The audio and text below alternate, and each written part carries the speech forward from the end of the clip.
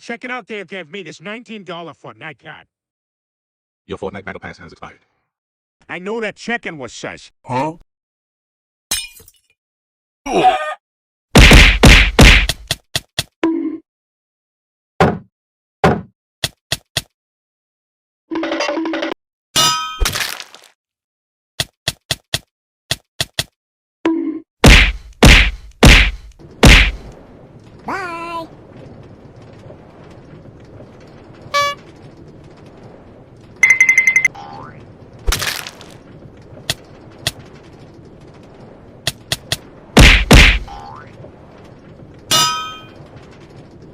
Huh?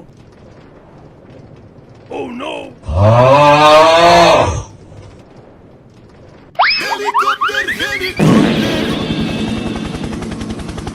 Para.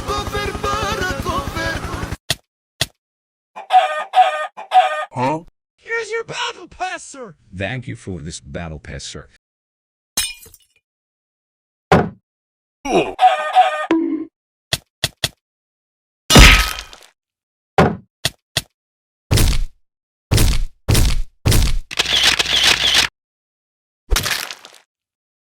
Free KFC if anyone wants it in there.